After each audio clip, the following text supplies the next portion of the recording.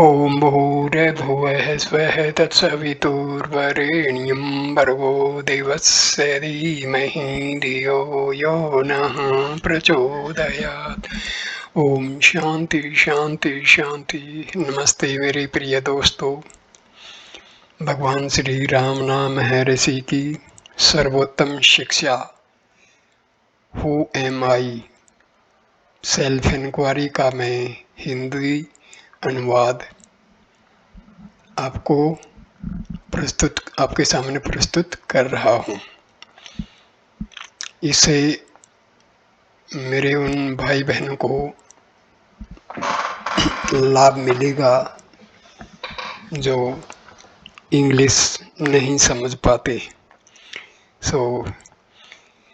हिंदू भाषी प्रदेशों में रहने वाले मेरे भाई बहन इससे भगवान श्री राम नाम ऋषि की सेल्फ इंक्वायरी की जो अनुभूति थी उसके ऊपर हिंदी में वीडियो बना रहा हूँ। आत्म अनुसंधान सिद्धांत स्मरण होगा कि आत्म भान एवं आत्म विस्मृति के प्रकरण में श्री रमन ने कहा था, देह मन के माध्यम से कार्य करने वाला कोई व्यक्ति है।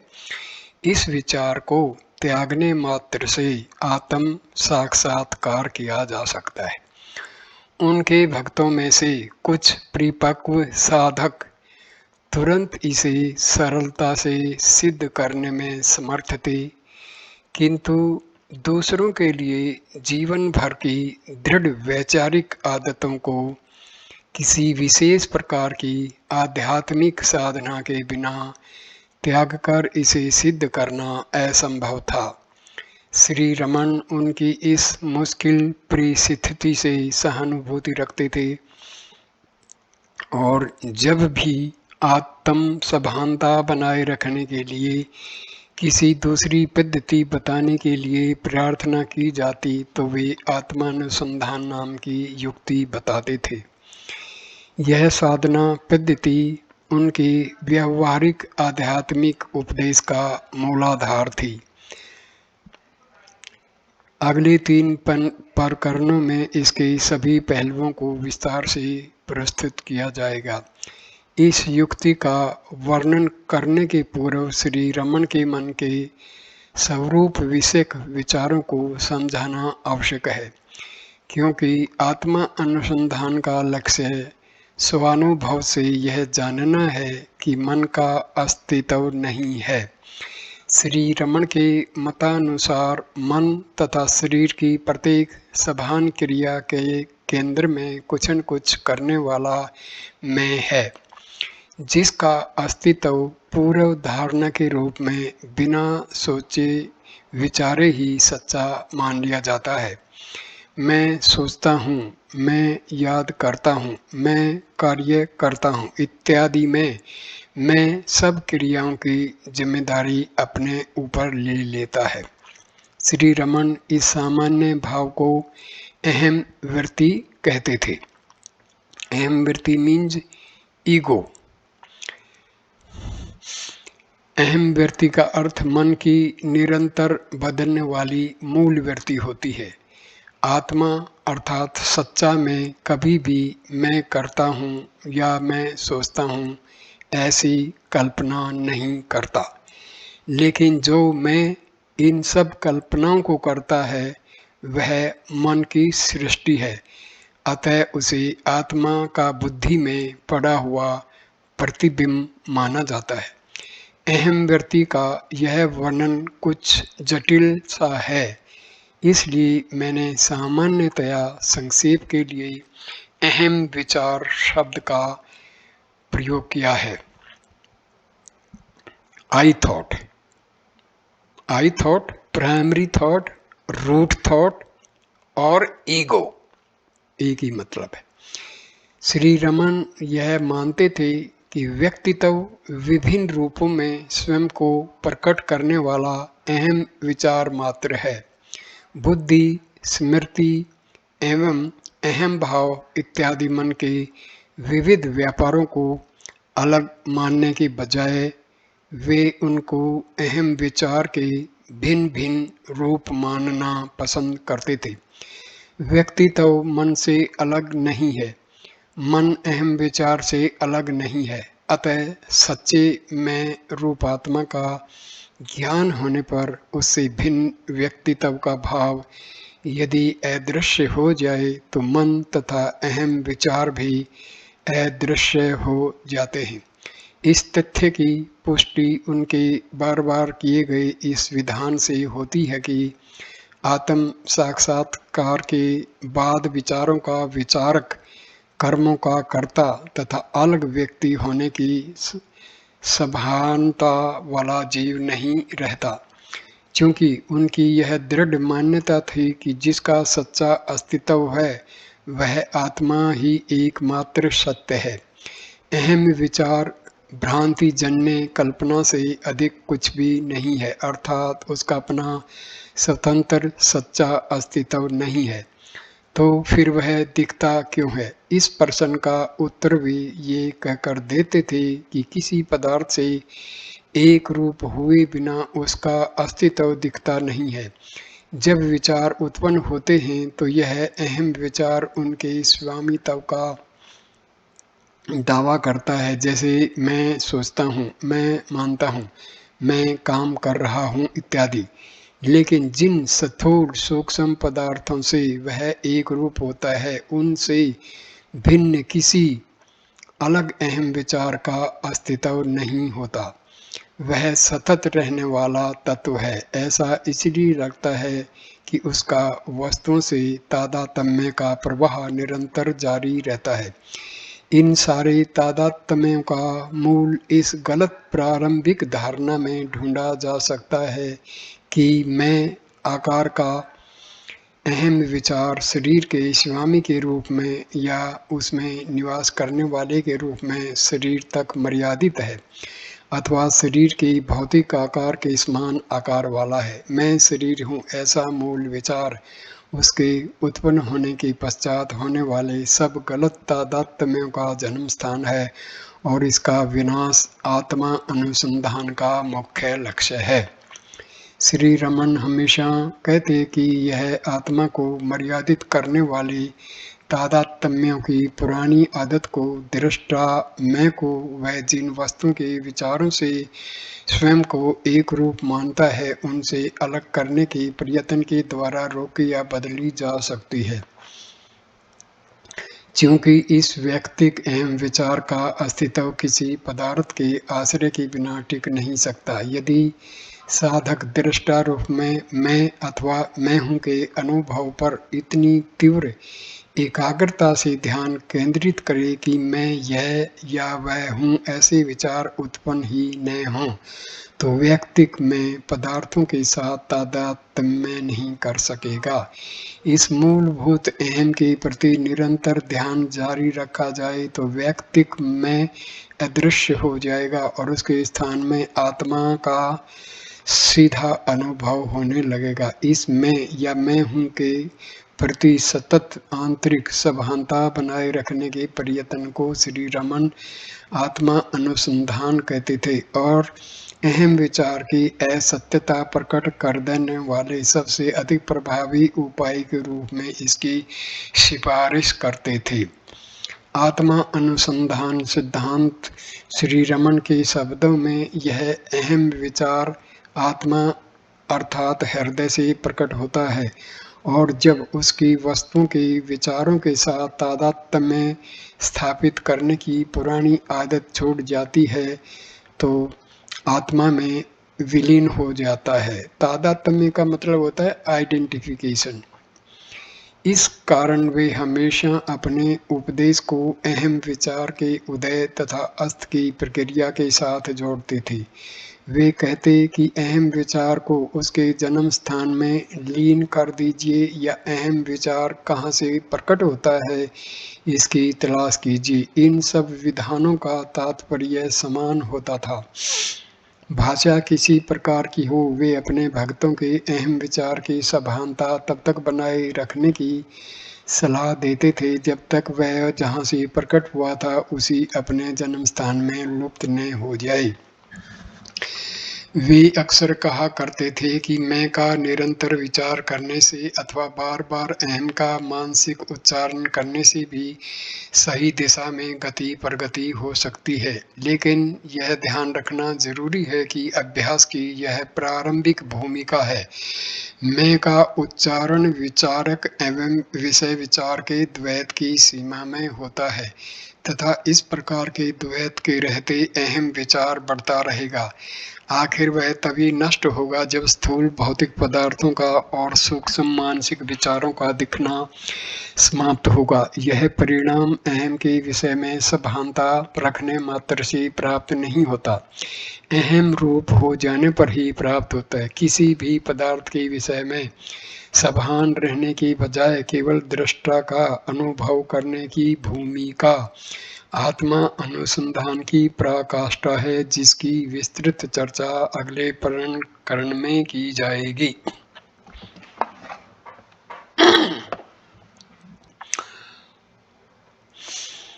यह महत्वपूर्ण भेद वह तत्व है जो आत्मा अनुसंधान को अन्य सब आध्यात्मिक साधना पद्धतियों से अलग करता है। इससे यह बात भी स्पष्ट हो जाती है कि श्री रमन क्यों दूसरी साधना प्रणालियों को हमेशा बेअसर बताते थे। वे अक्सर यह स्पष्ट करते कि प्रारंभिक ध्यान पूजन में एवं योग के अभ्यास में ध्याता तथा ध्येय की आवश्यकता होती है, जिससे अहम विचार नष्ट होने की बजाय पुष्ट होता है।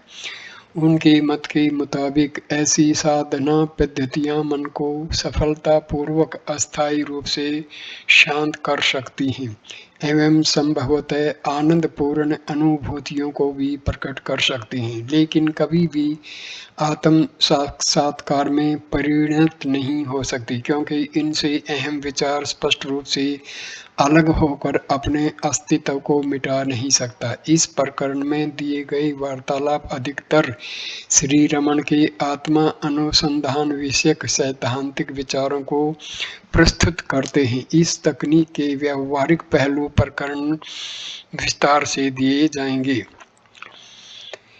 प्रश्नोत्तरी के रूप में आत्मानुसंधान। प्रश्न: मन का स्वरूप क्या है? उत्तर: मन अहम विचार से भिन्न नहीं है। मन तथा अहंकार एक हैं। उसकी बुद्धि, स्मृति इत्यादि शक्तियां भी मन ही है। मन, बुद्धि, चित्त जिसमें संचित वासनाएं संस्कार रहते हैं तथा अहंकार, ये सब एक मन ही है। यह ऐसा है जैसे किसी मनुष्य को उसके विभिन्न कार्यों के अनुसार विभिन्न नाम दिए जाते हैं। व्यक्तिक जीव इस अहंकार से भिन्न कुछ भी नहीं है। प्रश्न: हम मन के स्वरूप को कैसे जान सकते हैं, अर्थात उसका अंतिम कारण या तत्व क्या है जिसका वह प्रकटीकरण है? महर्षि इसका उत्तर देते हैं: विचारों को उनकी मूल्यवत्ता के क्रम में देखने पर अहम विचार सबसे अधिक महत्व का लगता है। व्यक्ति विचार अन्य सब विचारों का मूल या स्कंद है, क्योंकि प्रत्येक व्यक्ति या विचार किसी व्यक्ति विशेष के विचार के रूप में ही प्रकट होता है। अहम विचार से स्वतंत्र उसका अस्तित्व कहीं भी नहीं देखा जाता है। इसका यह अर्थ हुआ कि अहम विचार प्रक्रिया प्रदर्शित करता है। प्रथम पुरुष मैं को ही तुम, वह इत्यादि द्वितीय तृतीय पुरुष दिखते हैं तो ऐसा लगता है कि तीनों पुरुषों के साथ साथ उदय अस्त होता है। इसलिए इस मैं या व्यक्तित्व के अंतिम कारण का अन्वेषण करना चाहिए। यह मैं कहाँ से उत्पन्न होता है, इसे अंदर ढूंढिए तो वह अदृश्य हो जाता है। यह ज्ञान मार्ग है। जब मन अपने स्वरूप का निरंतर अन्वेषण करता है तो अंत में यह ज्ञात होता है कि मन जैसी कोई वस्तु नहीं है। यह सबके लिए सीधा सरल मार्ग है। मन विचार समूह मात्र है। सब विचारों का मूल अहम विचार है। इस प्रकार केवल अहम विचार ही मन है। अहम विचार का जन्म व्यक्ति का जन्म है और उसकी मृत्यु व्यक्ति की मृत्यु है। अहम विचार के उत्पन्न होने पर शरीर के साथ गलत तादात्म्य होता है। अहम विचार का त्याग कीजिए। जब तक मैं जीवित है तब तक शोक रहेगा। जब मैं का अस्तित्व लुप्त होता है तो शोक नहीं रहता। ये मैं इधर ईगो, दिस इज अहम व्यक्ति, ईगो पर्सन। हाँ, लेकिन जब मैं अहम विचार सूत्र को पकड़े रहना चाहता हूँ तो अन्य विचार उत्पन्न होते हैं और मुझे परेशान करते हैं। महर्षि उत्तर देते हैं, देखिए कि ये विचार किसके हैं, तो वे अदृश्य हो जाएंगे। अहम विचार उनका मूल है, आई थॉट। उसे पकड़े रहिए तो वे लुप्त हो जाएंगे। पर्सन, अहंकार द्वारा शुरू की गई गवेषणा, गवेषणा मीन्स सर्च और इंक्वायरी, उसी की असत्यता कैसे प्रकट कर सकती है।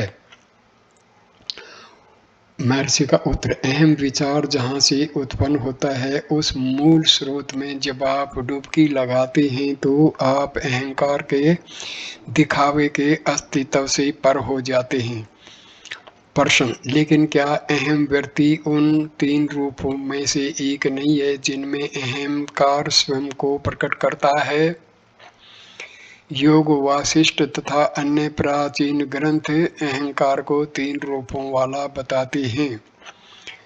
महर्षि का उत्तर, सही है। अहंकार को स्थूल, सूक्ष्म एवं कारण, इन 3 शरीर वाला बताया जाता है, लेकिन यह केवल विश्लेषणात्मक निरूपण के लिए है। यदि अन्वेषण की पद्धति को अहंकार के रूपों पर आश्रित बनाना पड़े तो किसी भी प्रकार की गवेषणा असंभव हो जाएगी, क्योंकि अहंकार असंख्य रूपों को धारण कर सकता है। इसलिए आत्मा अनुसंधान के लिए आपको अहंकार का एक ही अहम व्यक्ति वाला रूप है ऐसा मानकर चलना पड़ेगा। पर्सन, लेकिन ज्ञान प्राप्ति के लिए यह शायद अपर्याप्त सिद्ध हो सकता है। उत्तर, अहम व्यक्ति के सूत्र को पकड़कर आत्मा का अनुसंधान करना ऐसा है जैसे कुत्ता सूंघकर अपने मालिक को पता लगा लेता है। मालिक चाहे अनजाने दूर के स्थान में हो, लेकिन यह कुत्ते के मार्ग में विघ्न नहीं बनता। उस प्राणी के लिए अपने मालिक की गंध ही पर्याप्त संकेत है। उसके वेश की, आकार की, ऊंचाई इत्यादि की जानकारी जरा भी आवश्यक नहीं है। कुत्ता उसे ढूंढते समय उसकी गंध को एकाग्रता से सूत्र की तरह पकड़े रहता है और अंत में उसे पाने में सफल होता है। पर्सन, मन की दूसरी वृत्तियों को छोड़कर इस अहम वृत्ति के मूल की तलाश को ही आत्म साक्षात्कार का सीधा मार्ग क्यों माना जाए, यह प्रश्न फिर भी अनुत्तर रहता है। उत्तर, यद्यपि मैं या मैं हूँ का भाव दुनिया के व्यवहार में अहम वृत्ति माना जाता है, लेकिन वस्तुतः यह मन की अन्य वृत्तियों की तरह साधारण वृत्ति मात्र नहीं है, क्योंकि परस्पर असंबद्ध अन्य सब वृत्तियों से भिन्न यह अहम वृत्ति मन की दूसरी सब वृत्तियों से तात्विक रूप से संबद्ध है। अहम वृत्ति के बिना अन्य कोई भी वृत्ति टिक नहीं सकती, लेकिन स्वयं अहम वृत्ति मन की अन्य वृत्तियों के बिना भी स्वतंत्र रूप से रह सकती है। इस कारण अहम वृत्ति अन्य सब वृत्तियों से मूलभूत रूप से भिन्न है। इससे यह स्पष्ट है कि अहम व्यक्ति के मूल की तलाश अहंकार के किसी भी एक रूप के आधार को तलाश नहीं है, बल्कि उस मूल स्रोत की तलाश है जहाँ से मैं का भाव प्रकट होता है। दूसरे शब्दों में अहम व्यक्ति रूप अहंकार के मूल की तलाश एवं उसकी प्राप्ति आवश्यक रूप से अहंकार तथा उसके प्रत्येक संभावित रूप से पर होने का मार्ग है। पर्सन, यह स्वीकार करने पर भी कि स्वतः अहम व्यक्ति में अहंकार के सभी रूपों का समावेश होता है, आत्म साक्षात्कार के लिए केवल उसी व्यक्ति का आश्रय क्यों लिया जाना चाहिए। महर्षि इसका उत्तर देते हैं, क्योंकि केवल वही आपके अनुभव का अपरिहार्य सूत्र है और उसके मूल की तलाश करना ही एकमात्र व्यवहार्य मार्ग है जिसका आत्म साक्षात्कार के लिए आप आश्रय ले सकते हैं।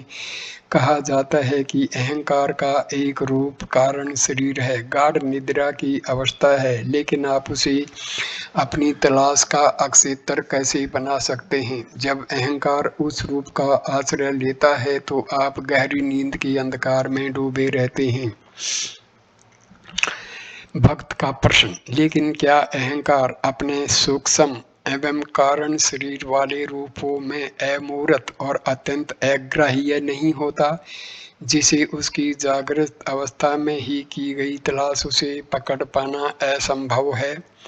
महर्षि का उत्तर, नहीं। अहम व्यक्ति के मूल का अन्वेषण अहंकार के पूरे अस्तित्व को स्पर्श करता है। इस कारण अहंकार के रूपों की सूक्ष्मता तथा अग्राह्यता विशेष महत्व नहीं रखती। प्रश्न, जबकि एकमात्र लक्ष्य आत्मा की पूर्णता का अथवा शुद्ध सत्ता का अनुभव प्राप्त करना है जो किसी भी तरह अहंकार के आश्रित नहीं है, तब अहम व्यक्ति अहंकार विषयक अन्वेषण उपयोगी कैसे हो सकता है? उत्तर, कार्यकारी रूप में अहंकार का केवल एक लक्षण है। अहंकार शुद्ध चैतन्य रूप आत्मा तथा अचेतन शरीर के बीच गांठ रूप है। इस कारण उसे चित्त जड़ ग्रंथि कहा जाता है। अहम व्यक्ति के मूल के अन्वेषण के दौरान आप अहंकार के तात्विक चिद्रूप पहलू का आश्रय लेते हैं। इस कारण आपका अन्वेषण आपको अवश्य आत्मा के शुद्ध चैतन्य के अनुभव की ओर ले जाता है। आपको अपने आप में शुद्ध अहम का तथा अहम विचार का भेद अवश्य करना चाहिए। अहम विचार वस्तुतः विचार मात्र है, इसलिए वह दृष्टा और दृश्य को देखता है, सोता है, जागता है, खाता है, सोचता है, मरता है और फिर जन्म लेता है। लेकिन शुद्ध अहम शुद्ध सत्ता या अस्तित्व है जो अज्ञान तथा विचार रूप भ्रम से मुक्त है। शुद्ध अहम मीन्स आत्मा। यदि आप निर्विचार होकर केवल सत्ता रूप अहम बनकर रहें तो अहम विचार अदृश्य हो जाएगा। हियर अहम विचार मीन्स ईगो अदृश्य हो जाएगा और भ्रम हमेशा के लिए मिट जाएगा। चलचित्र गृह में आप बहुत मंद प्रकाश में अथवा अंधकार में चित्र देख सकते हैं। पूरे प्रकाश में चित्र लुप्त हो जाते हैं। इसी तरह परम आत्मा के पूर्ण प्रकाश में सारे पदार्थ अदृश्य हो जाते हैं। प्रश्न, वह निरपेक्ष पर अवस्था है? महर्षि का उत्तर, नहीं। किससे पर और किससे द्वारा? केवल आपकी ही सत्ता है। प्रश्न, कहा जाता है कि आत्मा मन से परे है, फिर भी उसका अनुभव मन से ही होता है। मन उसका चिंतन नहीं कर सकता। मन से उसका विचार या कल्पना भी नहीं की जा सकती। मन उसका चिंतन नहीं कर सकता और सिर्फ मन से उसे देखा जाता है। इन विरोधों का मेल किस प्रकार बिठाया जाता है? इसका उत्तर महर्षि इस प्रकार देते हैं। आत्मा का अनुभव मरे हुए मन से अथवा निर्विचार अंतर्मुख मन से होता है। तब मन अपने मूल आश्रय आत्मा को देखता है और तद्रूप हो जाता है। तब कोई दृष्टा किसी दृश्य को नहीं देखता। जब कमरे में अंधकार हो तो वस्तुओं को देखने में नेत्रों की सहायता के लिए दीपक आवश्यक होता है, लेकिन जब सूर्योदय हो जाए तो उसकी आवश्यकता नहीं होती। सूर्य को देखने के लिए दीपक की आवश्यकता नहीं होती। आप अपने नेत्रों को स्वयं प्रकाश सूर्य की ओर मोड़ें, इतना ही केवल जरूरी है। इसी प्रकार मन का उपयोग है। पदार्थों को देखने के लिए मन के प्रतिबिंबित प्रकाश की आवश्यकता है। हृदय को देखने के लिए मन को उसकी ओर अंतर्मुख कर देना पर्याप्त है। तब मन नष्ट हो जाता है और हृदय प्रकाशित हो उठता है। मन का मूल तत्व चैतन्य या सभानता है। जब वह अहंकार के अधीन होता है तब वह तर्क करने की, विचार करने की और इंद्रियों से विषयों को ग्रहण करने की शक्ति के रूप में कार्य करता है। क्योंकि वैश्विक मन अहंकार से सीमित नहीं होता, उसके लिए स्वयं से भिन्न कुछ भी नहीं है, अतः वह केवल चैतन्य रूप है। I am that I am, मैं वह हूँ, मैं वह हूँ। इस बाइबल के कथन का यह अभिप्राय है। अपने ही आत्मा की परम चेतना में जब मन का लय होता है, समझिए कि तब इच्छा, क्रिया तथा ज्ञान इत्यादि की सारी शक्तियाँ उस चेतना में केवल काल्पनिक ख्यालों जैसी दिखती हैं और शब्दतः पूर्णतया लुप्त हो जाती हैं।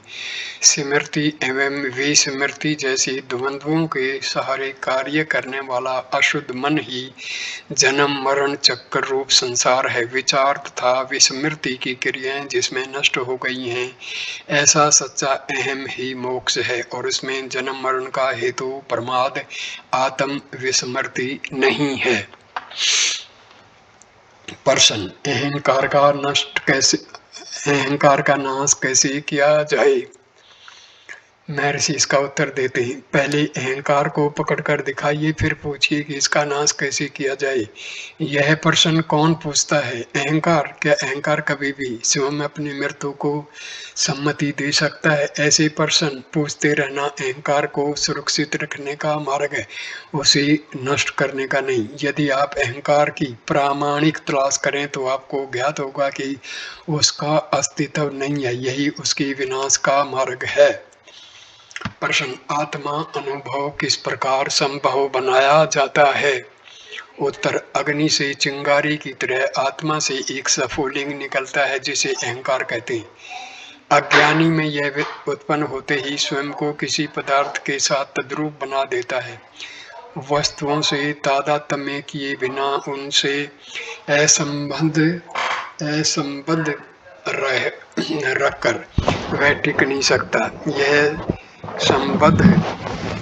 संबंध अज्ञान है जिसका नाश हमारे प्रयत्नों का लक्ष्य है।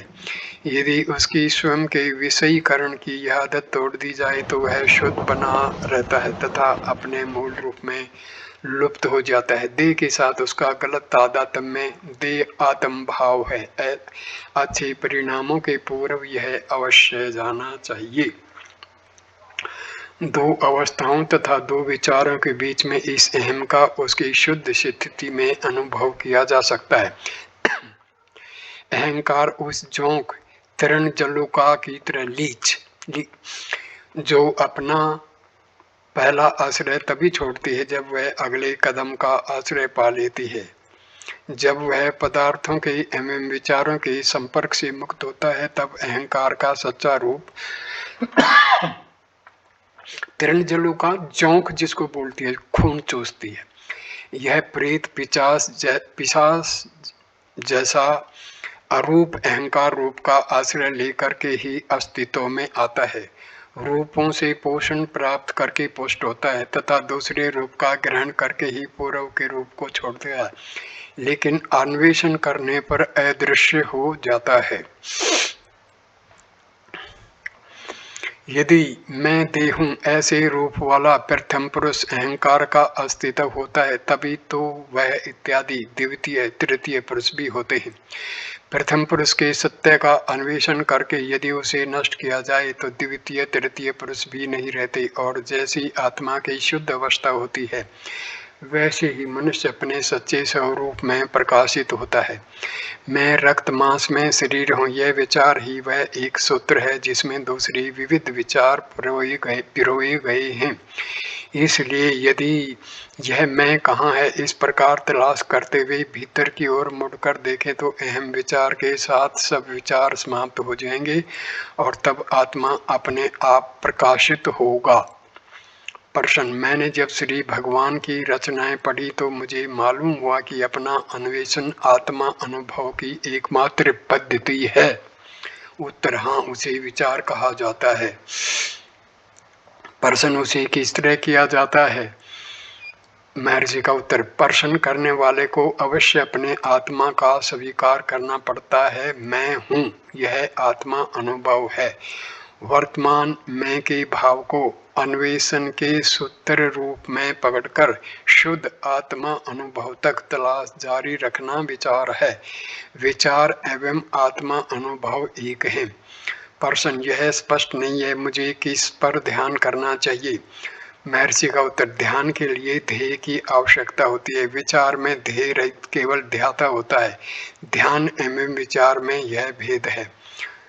प्रश्न, क्या ध्यान आत्मा अनुभव की कार्यक्षम प्रक्रियाओं में से एक नहीं है। उत्तर, किसी एक वस्तु पर एकाग्रता ध्यान है। विविध विचारों को रोककर केवल एक विचार पर चित्त को एकाग्र करने के हेतु ध्यान किया जाता है। आत्मा अनुभव के पूर्व यह एक विचार भी अदृश्य हो जाना चाहिए, लेकिन आत्मा अनुभव में कोई नई वस्तु प्राप्त नहीं होती है, वह प्रथम से ही है, परंतु विचारों के पर्दे से छिपा हुआ है। हमारे सारे प्रयत्न इस पर्दे को हटाने के लिए हैं, तब आत्मा अनुभव प्रकट होता है।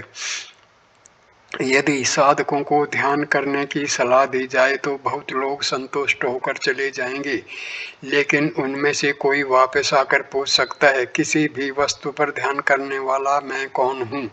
ऐसे साधक को आत्मा की तलाश करने के लिए ही कहना चाहिए, वह अंतिम भूमिका है, विचार है।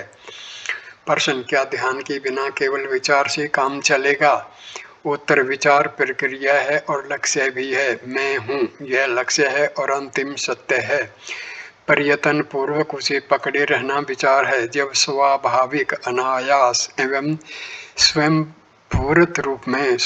स्फूर्त रूप में रहने लगे तो आत्मा अनुभव है। चित्त लय के लिए सबसे अधिक कार्य अक्षम विचार को छोड़कर अन्य कोई प्रभावी मार्ग है ही नहीं। दूसरी पद्धतियों से मन को शांत किया जाए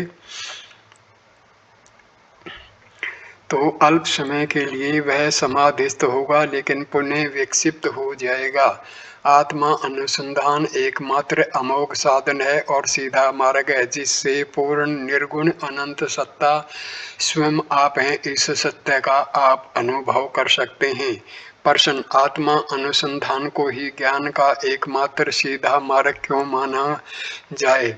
महर्षि का उत्तर, क्योंकि आत्म विचार से भिन्न सभी साधनों में साधन के रूप में मन को बनाए रखने की पूर्व धारणा स्वीकृत होती है, क्योंकि मन के बिना उसका अनुसरण नहीं किया जा सकता। साधना की विभिन्न भूमिकाओं में अहंकार सूक्ष्म से सूक्ष्म रूपों को धारण करता है, किंतु कभी भी नष्ट नहीं होता। जनक ने जब कहा, अब मैंने उस चोर को जान लिया है जो अब तक मुझे परेशान करता रहा, अब मैं अविलंब उसको नष्ट करने का सीधा उपाय करूंगा, तो वह राजा अहंकार या मन के उद्देश्य से ऐसा कह रहा था। लेकिन इस चोर को अन्य साधनाओं से तो पकड़ा जा सकता है।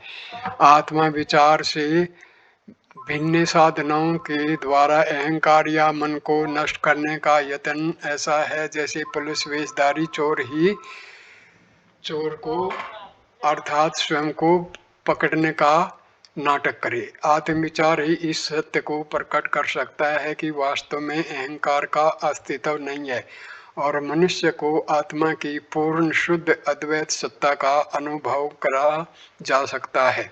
आत्मा अनुभव होने के पश्चात कुछ भी जानना शेष नहीं रहता, क्योंकि आत्मा पूर्ण आनंद और सर्वरूप है। प्रश्न, आत्मा अनुसंधान अन्य पद्धतियों से अधिक सीधी पद्धति क्यों है। महर्षि इसका उत्तर देते हैं, अपने आप से अभिन्न केवल पूर्ण शाश्वत परमात्मा में निष्ठा ही शरीर से आबद्ध जीव के लिए भवसागर से पार जाने की एकमात्र नाव है।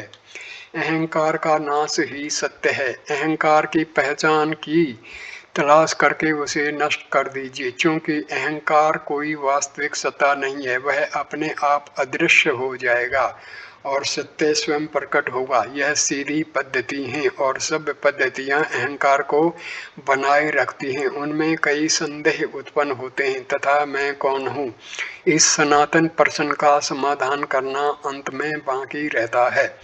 किंतु इस पद्धति में अंतिम प्रश्न ही किंतु इस पद्धति में अंतिम प्रश्न ही एकमात्र प्रश्न है और उसे प्रारंभ में ही उठाया जाता है तथा इसमें अन्य किसी साधना की आवश्यकता नहीं है।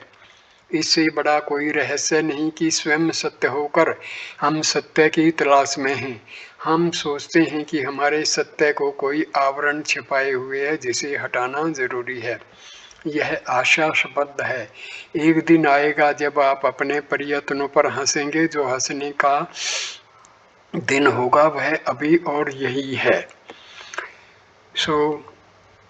इस वीडियो को मैं यहीं विराम देता हूँ। वीडियो देखने के लिए धन्यवाद। कृपा करके इसको लाइक करें, कमेंट करें, शेयर करें और चैनल को सब्सक्राइब करें। धन्यवाद, नमस्कार। इसका मैं इंग्लिश का भी वर्जन आपको दूंगा।